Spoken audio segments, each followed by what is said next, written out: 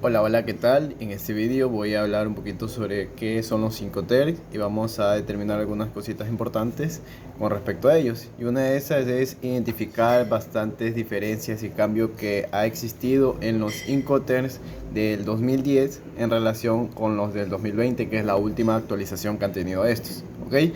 Entonces, específicamente, ¿qué es un Incoterms? Prácticamente son términos de acuerdos comerciales de comercio internacional. ¿De dónde nace esta idea? Obviamente de este fenómeno de la globalización. Hoy por hoy la globalización es uno de los fenómenos más importantes que ha trascendido en el cambio tecnológico, sociales y políticos, y en las cuales ha hecho que muchos países tengan variedades de productos y servicios donde no necesariamente ya los comercializan dentro de ese país, sino que tienen que llevarlo al comercio internacional. Entonces, esta herramienta, ¿en qué nos va a ayudar en el comercio internacional? Esto ayuda a que se repartan obligaciones, tanto de gastos como riesgos, responsabilidades, el tema de flete o transporte internacional y de un seguro que obviamente tiene que llevar una mercancía de un país a otro.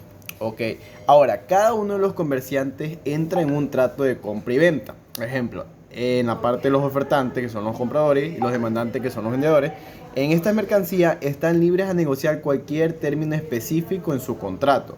Y estos términos incluyen precios, cantidades, características y demás mercancías. Ok, entonces, en base a esto ya tenemos una ideología un poquito despejada sobre los Incoterms y para qué específicamente sirve. Ahora, ¿cómo funciona esto y específicamente por qué está regulado?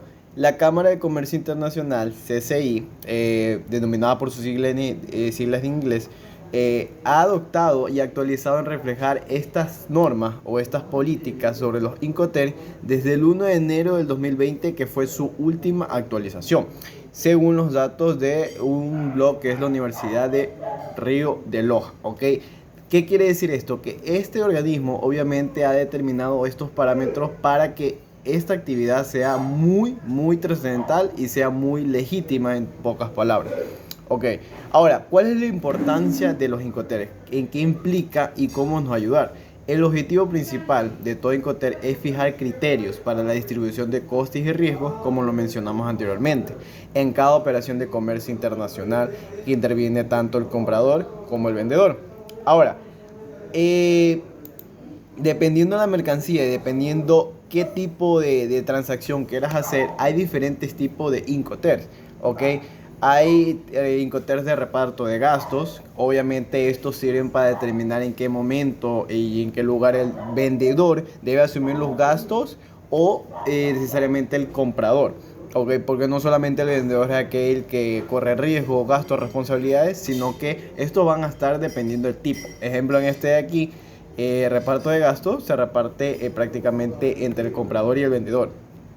El de transmisión de riesgo, el comprador conoce a partir de qué momento y lugar corre los gastos por su cuenta y los riesgos también de este. Okay, lugar de entrega de la mercancía. Una vez formalizada la transacción, el vendedor tiene la obligación de entregar el bien a un comprador y esta se puede realizar de forma directa o por un intermediario o un transportista. Y la otra es trámites aduaneras, donde el vendedor se encarga de tener en orden los documentos necesarios para la exportación y así obviamente implica la venta se hace sin despacho aduanero de exportación, por lo que el comprador será el responsable, netamente responsable de reunir la documentación necesaria y asumir todos los costes. A diferencia del primero que hablamos, en este obviamente el comprador es el que asume las responsabilidades y los gastos de este tipo de trámites.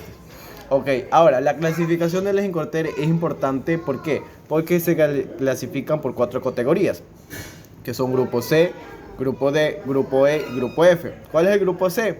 Con pago del transporte principal. Ok, ¿qué quiere decir con esto? Que en este caso el vendedor paga los gastos y el flete no es necesario de llegar la mercancía al puerto del destino para ambas partes que hayan acordado. Ok, este coste se lo denomina como el CFR, que es el coste y el flete. Otro tipo que es el FCA, ¿ok? O carrier de libre transportista. De acuerdo con este Incoterm, el vendedor entrega el bien en un punto acordado y asume los costos y riesgos hasta completar esa entrega.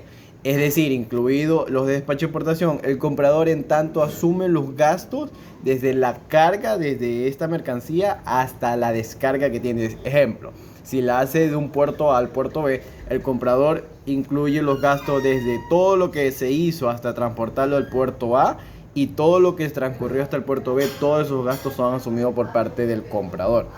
¿Ok?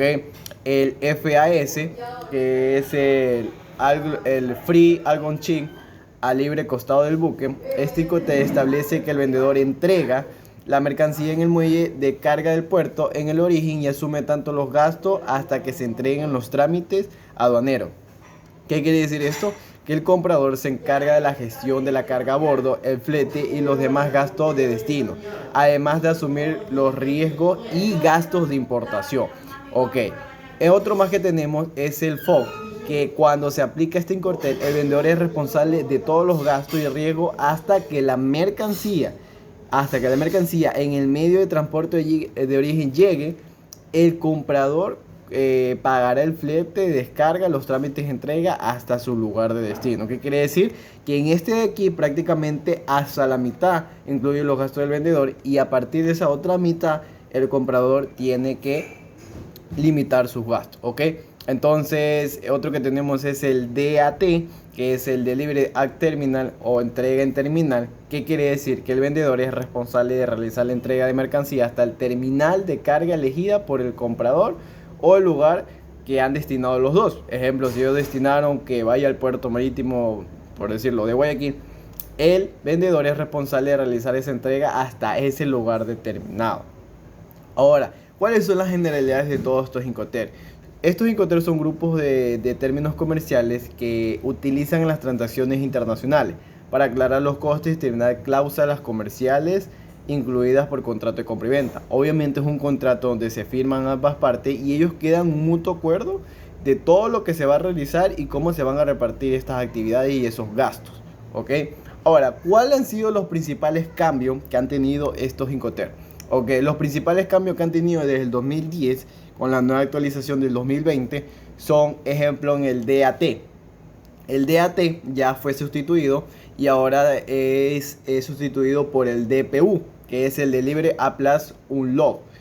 ¿Qué es este? A efectos de cambio de nombre, ya que las obligaciones y responsabilidades son las mismas, pero el nuevo nombre de DPU permite pactar la entrega en cualquier lugar y no necesariamente en el terminal, aunque también se puede. ¿Ok?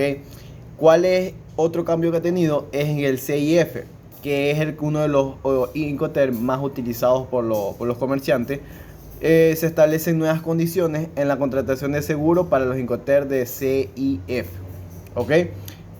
Para los transportes marítimos bajo el Incoterm de FCA, el comprador ahora podrá pedir la naviera o su agente de BL con la anotación del onboard para el vendedor. ¿Cuál otro que tenemos? Que es el requisito de seguridad.